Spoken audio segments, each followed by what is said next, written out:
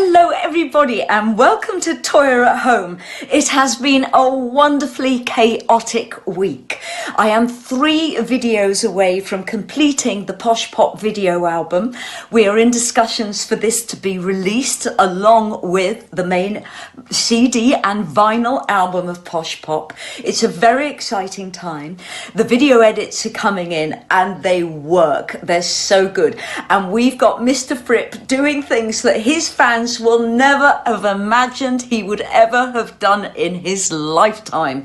It's been fun. We are going out. We've been out every day this week and I am loving it. I thought I might have a problem with just trusting going out into the outside world again. And we were out on Sunday and we saw our neighbours.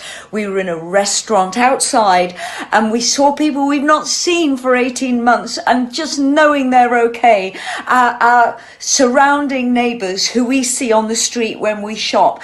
It was just utterly joyful. It was so special.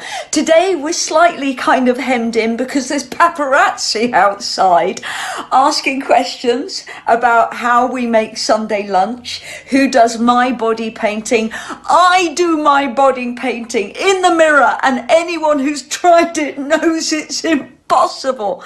The mess in the bathroom is unbelievable, and trying to come up with something that is remotely artistic is quite challenging when you're on your own. And every time I try to be delicate with a line, I just end up using a huge paintbrush all over my body. So I do my own body painting. And other questions these paps are asking passers-by is, who is Sydney Jake? Well, welcome to our wonderful town, Mr. Paparazzi, because everyone in this town zips their mouths. You will not find a thing out, and I challenge you on that. So our first song this week is Good Morning Universe, filmed at the Water Rats with Chris Wong on guitar and vocals, late great Colin Hines guitar and vocals. We've got John Humphrey vocals and beatbox, Mike Nichols on bass and vocals. This is the Toyah band basically. Enjoy Good Morning Universe. Hi everybody, this is Good Morning Universe.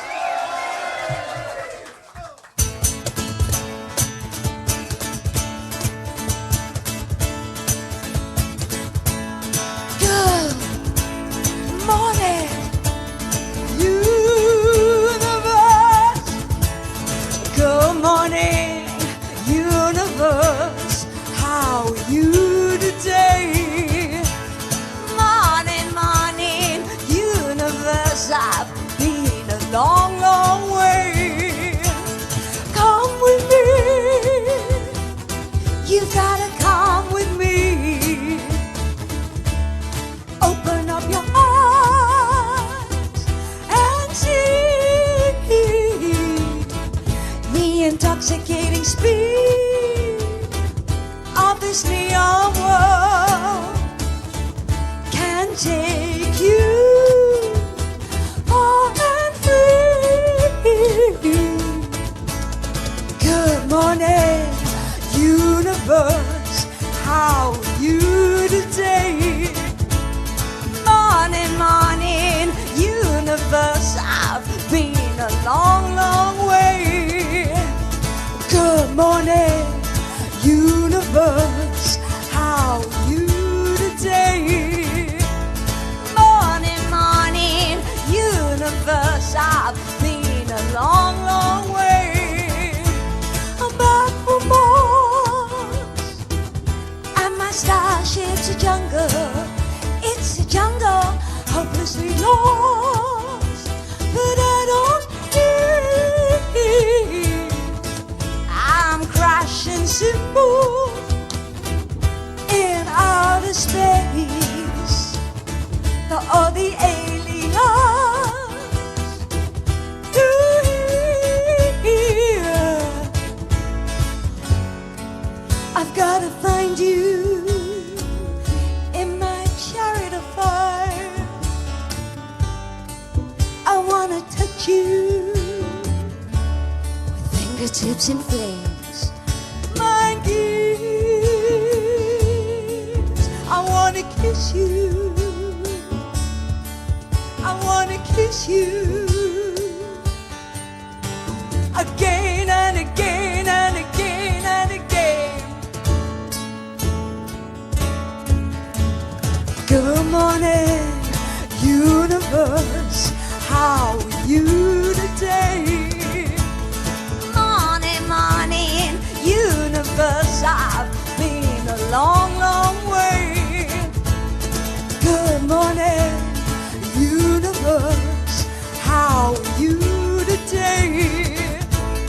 Morning, morning, universe, I've been a long, long way. Good morning, universe. Morning, universe.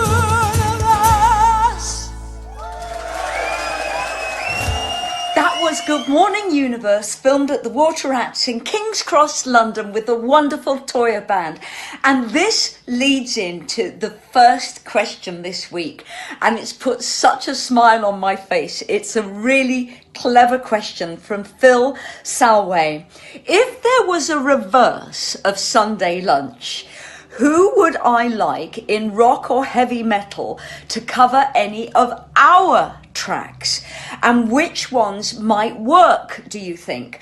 Well, Phil, my imagination has run riot, and I don't want to keep to just the potential of heavy metal or rock acts doing my work. And we're going to answer this with Robert's tracks tonight in Agony Aunts as well, because it's such a lovely question. So I've done a list of my songs and artists I would love to do a Sunday Lunch, the alternate Sunday Lunch. Well, Good Morning Universe, which you've just heard, is such a huge festival song. When we come on stage and we open with Good Morning Universe, the whole audience is pogoing and singing it back. It's such a joyful song. Therefore, I would love Iron Maiden to do their version, their Sunday Lunch version of Good Morning Universe. Good morning, universe! How are you today? I mean, it would just be amazing. I would love it. But then we get on to other artists around the world who I think could do really great versions of some of my songs. Thunder in the Mountains, Lady Gaga. I mean, my goodness, she would embrace the imagery and the operatic vocal of that one. I would love Pink to do I Want to Be Free, because I could just see her in a stadium on a trapeze wire, swinging over the audience, singing I Want to Be Free. It would be lovely. I would adore it if Alice Cooper would do Last Goodbye off sheep farming all over the world, because the drama in that song would suit him so much. And then we come to IER, which is such a classic Toyah song, and it is a rock song, even though it was written in the punk era. This is a song that has transcended every decade, and it interprets in so many ways into different genres of music. We currently do it acoustically at the acoustic shows, and it's a magnificent piece of storytelling. It's a storytelling song. But the one band who I think could really reinterpret it into the rock genre is the Foo Fighters. I mean, could you imagine them singing, I am solar? It would just be magnificent. I would be thrilled. And of course, I would love my dear friend Mark Almond to cover Latex Messiah off In the Court of the Crimson Queen. There's the vinyl behind me on my shelves. And I'm going to finish with the possibility of Mumford and Sons doing Sensational, also from In the Court of the Crimson Queen. I think that is such a lovely question, Phil, and thank you so much. I adored thinking the answers for you. Rachel Lawrence, you say you've wondered if I have ever met Susie Sue. You've never seen photos of us together. I cross my fingers for your answer. Well, here it is, Rachel. I don't think I've ever met Susie Sue. I went to Dame Shirley Bassey's party a while ago. I mean, this was at least 2007, and Shirley Bassey held a huge birthday party at Clifton Manor, and I was performing at the Hexagon in Reading at the time, which is a theatre, and I went after the show to the party. It was glorious. It was so much fun, and Shirley Bassey is a party animal. I once ended up in Covent Garden at one of her birthday parties singing Robbie Williams' Millennium on a karaoke machine in a bar. I just adore Shirley Bassey. She is the most phenomenal talent and wonderful human being to be with. So the reason I mentioned her party at Clifton is Susie was there, but there was a lot of other people there, and I'd done 2 shows that day, so I was pretty tired, and I think I only stayed for a couple of hours. I find because I'm very short, parties can be exhausting because you're just looking up all the time. I've never met Susie. There's so many people I have met who have made such an impression on me. One around this time of Susie Sue and me in the punk era was Iggy Pop. He was such a gorgeous man. So you think Iggy Pop and his reputation on stage, that he's going to be quite a wild person to be with. And he was just the loveliest gentleman. He was rehearsing in the late 70s in my warehouse Mayhem. And he would be in every day. They'd come in about, I think the band would arrive about 2 in the afternoon, and they would rehearse right through sometimes to about 1 in the morning. And my God, the volume was unbelievable.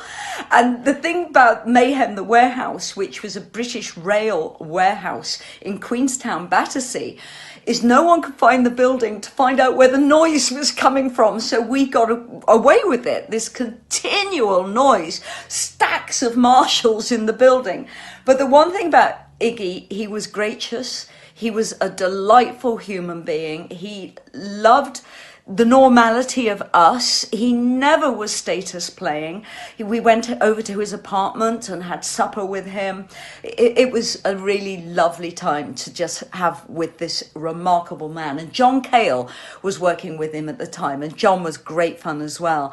But I've often found myself in dressing rooms with, I was in Milan, I believe, in a dressing room very briefly with Grace Jones, and she was fantastic. And we both got stuck in different cars trying to get to this festival. And literally our stage time was edging closer and closer, and we were stuck in these queues with the audiences trying to get into the venue. And I saw Grace in the car in front of me get out the car, get into a police car, and order them to get her to the venue, which was only about 200 yards away. And I said to my record boss, I said, why aren't we doing that? We got out and ran. And I ended up sharing a dressing room with Grace Jones. And she, again, just a remarkable, interesting, beautifully educated, beautifully in touch person. She knew what and who she wanted to be. And obviously, being a model, deportment is incredible with someone like that. She was tall and graceful, but also she was a great musician, is a great musician. So to share a dressing room with her was, you kind of absorb them, and it's lovely. And another absolutely remarkable experience I had was about it must have been 84, 5 or 6. I can't pinpoint the year. I was in the Dorchester sharing a dressing room with Tina Turner around the time of the big re-beginning of her second career as a massive rock icon. And we were working on an awards ceremony. Tina was singing, I was about to give an award, and we were put in the same dressing room. And I was a bit embarrassed because Tina at the time was wearing a chainmail dress, and she had a lovely assistant with her, and she wanted the dress warmed up, and the dressing room was really cold, and her assistant was warming the dress up with a hairdryer and by a radiator, but the radiator was hopeless. And Tina she just stripped off, and I didn't know her and she didn't know me, and I just thought, this is seriously wrong. I don't want to be in the room if she needs to do this. And we managed to talk and to tell each other about ourselves and all of that. It was enough time for me to realize that Tina Turner is one of the most remarkable women I have ever met, alongside the movie legend Katharine Hepburn, who I made a movie with. You just meet these people and you meet them briefly and you just know they have come from somewhere up there, which is very, very special. They are special people. And Tina Turner is one of them. She had no inhibition whatsoever, but I left the room. I felt it was wrong for me to be in the room with her. And I have never forgotten that magical hour with her. She, again, like Iggy Pop, like Katharine Hepburn, utterly generous of spirit, very, very special, interested in other people, and just her whole kind of personal energy was very, very different. And it makes you think people are born that way. You really do experience people who are just utterly special and so charismatic. So, Rachel, I can't give you the answer you wanted for your question, but I have been very, very lucky in meeting other very remarkable people. Thank you for your question. Richard Jones, you say when I was younger and you were younger, you saw me in a TV documentary talking about a book that helped me deal with bad, repetitive dreams that were haunting me. Now, my archivist, Craig Ashley, and I have been thinking, what on earth can that book be? I'm about to turn 63 and I don't have very clear memories of what books I read 40 odd years ago. And we think I might have been referring in the Toyah documentary for ITV to a book called the Necronomicon. Now, I've hidden that away somewhere because I don't like anything to do with the dark arts. I work with the light and I work with kind of agnostic Christianity. That's the kind of imagery and the archetype that I really like at this time in my life. So somewhere tucked away is that book, the Necronomicon. Which is like a book of the dead. But if you need to know something about the interpretation of your dreams, the greatest book ever written about that is Sigmund Freud. This is an illustrated version of Sigmund Freud's The Interpretation of Dreams. And it's just absolutely phenomenal. It's a real wake-up call to who and what you are and what is influencing you so much that when you dream, your dreams have a life you don't relate to. I don't dream as much as I would like to, and when I was younger, 40 years ago, a lot of my dreams were me standing on a 100-foot telegraph pole on one foot, balancing, looking down at the earth. I mean, these are archetypical fear dreams. Another common one I had was my teeth falling out. My teeth would just shatter in my mouth and fall out. Again, this is a dream of insecurity. Very rarely I have dreams of incredible clarity, and I think that is otherworldly, and those dreams really do influence me. But what I love about dreams is they're so inspiring as an artist, for drawing, for video making, for using those images that are slightly psychedelic and they come to you out of the blue, and you can use that in your life as part of your creative being. Another wonderful book by the incredible publishers Titian is the Book of Symbols. And again, this is archetypical symbols that if you are drawn to them, if you have a book like this is a dictionary of symbols. And I find if I am drawn to something that's archetypical, that's symbolic, it's really interesting to find out the meaning and the history of what those symbols are. And again, it just tells you about who and what you are. Now, on my desk, I permanently have a tarot deck. And I don't draw on it regularly. In fact, the last cards I drew on this were at Christmas. So that's how often I use it. And I got 2 of Pentangles and the 8 of Wands. And I like those so much because they're about new creativity. They're about new beginnings and new journeys. And I've kept that 5 months on my desk. But I bought this deck, and this deck it's a pretty It's the 80 weight one. It's the most popular at the moment, and certainly was in the late 70s when I bought this deck in foils on Charing Cross Road. But again, you're talking about archetypical symbols. So I've just drawn a card while talking to you, and I got the star, which I love. It's one of my favorite ones. So, you know, sometimes you can just draw, that's one of my most terrifying ones, which is the Hermit. I just don't like it. But here we have Strength, which is another very popular one. So by the way, all I'm doing is just cutting in and seeing what comes. These are archetypical. They are interpretations of your present energy, and you can use those after a dream and just kind of say, well, what was that dream about? And it will give you an answer. We are collectors of tarot cards. We've got libraries of tarot cards. We absolutely adore them. We adore the artists that make them.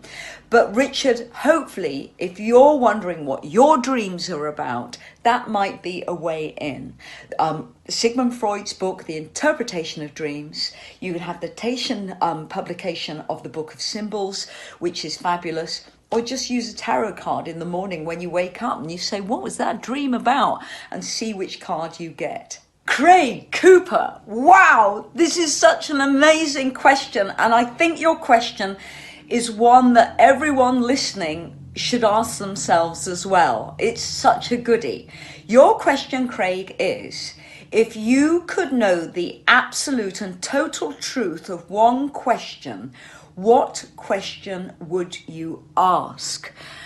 I think the one thing that influences my life negatively, and there are so many positives, and I want to put this in context. At the end of every day, Robert and I sit down together and we name the positives in the day. So we don't remember the day for the negatives. But the one constant energy I experience in my life is, why am I me, and why the constant experience of resistance to who and what I do. And I would love the total truth of that, because I feel as a woman, there is always a constant resistance to change and newness and new creativity. It's like the glass ceiling. It's an invisible barrier that I find I have to remain constant pressure pushing against to bring new ideas, to be new acceptance of who and what I am into this world. And I, on one level, like to think that many of us feel this resistance. And it could have come from my mother's insistence that everything I ever wanted to do and every creative experience I gave out into the world, my mother told me I was wrong. She said, that's not a good idea. No, it won't happen. It won't happen to you. No, you're not pretty enough. You're not clever enough, blah, blah, blah, blah, blah. And I would love to know the truth of where this feeling of resistance comes from so I can just let go of it. And it would be interesting how my life would change with that. And I adore that question, Craig. And tonight I'm going to ask Robert it on Agony Arts, because it's such a clever question. Because I think once all of us as individuals get rid of the things that, the little kind of cords we feel are holding us back, we can become better people within the world. And that's a great, great question. Thank you so much. David Anning, you say that you love my imagery, especially between 1985 and 1987. Can I tell you about the photos taken for the Desire album? And the photographer was Carrie Branavan. Now, Carrie Branavan in the mid-80s reinvented lingerie photography. She used very beautiful models in incredibly sexy lingerie. In a way, she was the beginning of the revolution of Asian provocateur, where lingerie became part of a woman's entirety, part of a woman's identity. It came forward, and Carrie, she kind of invented this style. So the photographs on the album Desire are very, very sensual, and I'm wrapped in the arms of a male model, and I wanted at this point in time, because I was just getting married, to just have a new sensuality. And at the time we did this shoot, I was starring as Sally Bowles in Cabaret at the Strand Theatre in the West End with Wayne Sleep. And this gorgeous male model was draped all over me, and Carrie caught this beautiful femininity. She also did the cover for Echo Beach, the single. Now, what I love about this photo is the male model had a tattoo on his buttock and we had to cover it in makeup. But it was a beautiful, sensual session, and I had never been seen like that before, because coming from punk rock in the late 70s, where everything about me was gender neutral and strong and tough, I wanted to move into this new older image. I was 27 going on 28. I just wanted to represent myself in a different way, a kind of new femininity, and Carrie captured that, and it was, I think, hugely successful for me. It was surprising. It broadened my audience. My success and my sales were increasing right across to the East, Israel, and those warmer countries. They just loved Cyprus. All those countries just loved the imagery and they loved the music. And that's how it happened. I just fell in love with Carrie's work, and she came over to the UK and created these looks for me. And it was a very, very fun session. It was very lovely. And it was part of me being Mrs. Robert Fripp, I suppose, rather than Toyah the Punk. So thank you very much for that question, David. And to all of you, we will see you tonight for Agony Aunts, which is a fun one. And tomorrow's Toyah and Robert's Sunday Lunch, which is a brilliant song with a female singer from a female-fronted rock band. It's an utterly crazy 90 seconds of music because of how we are performing it, and I can't wait. And we're going to go out today with Computers, the acoustic version, which I recorded in lockdown with Nigel Clark from Dodgy, who is my neighbour here, and he came over in lockdown and we worked on this song together, and he is so wonderful. His feel and his vocal, he was adorable to work with, and I just love working with him. So ladies, gentlemen, and everyone out there, thank you for lending me your ears. I wish you health, luck and happiness, and enjoy this very wonderful version of Computers off Sheep Farming in Barnet, and I'll see you soon. Lots of love from Toyah. Hello, I'm Toyah, and I'm with my good friend Nigel Clark on guitar, and we're performing for the first time in about 40 years, Computers off Sheep Farming in Barnet.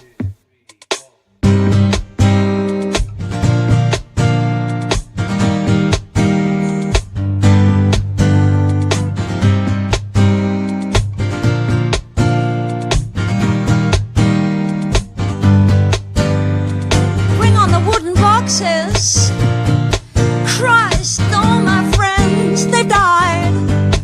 I watch my heroes tape their memories. I broke down, I cried. At least they'll change us history. You know that's something before they go. Bring on the computers, the ones that cannot lie. Tape every gray cell, every scene and every side. You can be my friend now. Stay until I die. And when I do go, computer,